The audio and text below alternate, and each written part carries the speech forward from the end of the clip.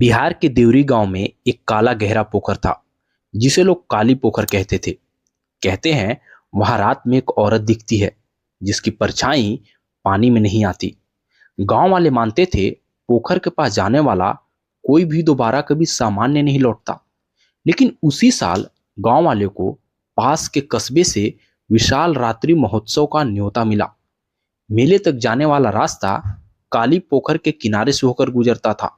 सब डरे हुए थे, लेकिन मेला देखने और लालच के उत्साह में निकल पड़े। उसी गांव में दीपक नाम का एक लड़का रहता था। शांत, सीधा साधा, पर लोग उसे अजीब कहते थे, क्योंकि वो पानी में कभी अपना चेहरा नहीं देखता था। कहता था, पानी मुझे बुलाता है, पर मैं नहीं चाहता। उस रात दीपक भी चुपचाप भीड़ में शामिल हो गया। जैसे ही सभी लोग पोखर के पास पहुंचे, हवा अचानक बर्फ जैसी ठंडी हो गई। पानी के सतह पर किसी के चलने जैसी लहरें उठने लगी। ये देखकर सभी गांव वाले रुक गए। तभी पोखर से एक स्त्री की धीमी टूटी हुई आवाज आई, कौन है वहां? ये आवाज सुनकर सबके शरीर सून पड़ गए। लोग मेले का नाम तक भूल गए। तभी पानी की सतह पर एक औरत उठती हुई दिखाई दी। लंबे काले बाल पूरे शरीर से चिपके हुए थे। उसके चेहरा पर आंख दिखाई नहीं दे रहा था, सिर्फ दो खाली गहरे गड्ढे थे। वो बोली, मेरा बच्चा चाहिए, मुझे मेरा बच्चा दो। जैसे ही औरत ने आवाज लगाई, सभी गांव वाले चिल्लाते हुए इधर उधर भागने लगे। पर दीपक वहीं खड़ा था। उसकी सांसें तेज थे, हाथ कांप रहे थे। उसकी जेब से एक पुराना सीटी खुद ब खुद बजने लगी। गांव के लोग डर जाते हैं। तभी औरत की नजर दीपक पर पड़ी। वो पोखर से बाहर निकलने लगी, मानो वो अभी भी पूरी तरह जिंदा है। वो बोली, दीपक, तू वापस आ गया, मेरा बच्चा। ये देखकर दूर से ही गांव वाले दंग रह गए। तभी दीपक चिल्लाया, मैं तेरा बच्चा नहीं। गांव वाला बोला, दीपक, ये तुझे कैसे जानती है? दीपक रोते हुए बोला, मैं बचपन में पोखर में गिरा था। उस दिन मैंने पानी से कोई आवाज सुनी थी।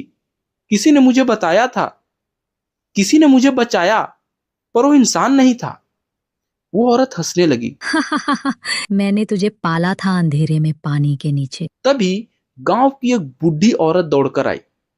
ए औरत कोई भूत नहीं, निरोधनी है, पोखर की शरपित आता। जब तक ए अपने खोए हुए बच्चे को नहीं पाएगी, तब तक हर एक बच्चे को बुलाती है। गांव की बुढ़िया ने दीपक से कहा। यह सुनकर दीपक डर गया। तो क्या मैं उस साल का चुना हुआ बच्चा हूं?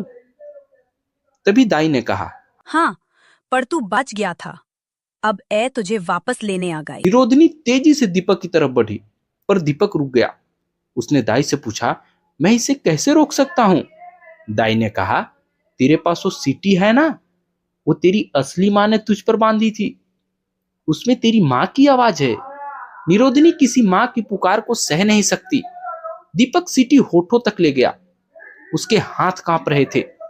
निरोधनी उसके चेहरे के 1 इंच पास आई। दीपक होठों तक सीटी को ले गया और बजाने लगा।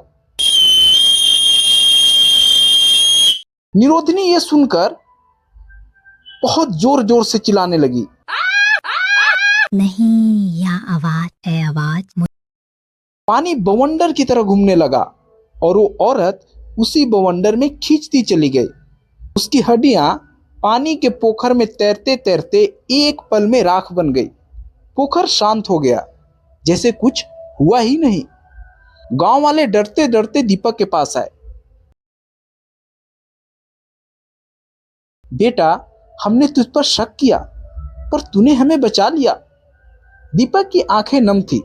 उसने कहा, मैंने सिर्फ अपनी माँ की आवाज पे भरोसा किया। गांव वाले दीपक को साथ लेकर लौट गए और उस रात के बाद काली पोखर कभी किसी को भयभीत नहीं कर पाया।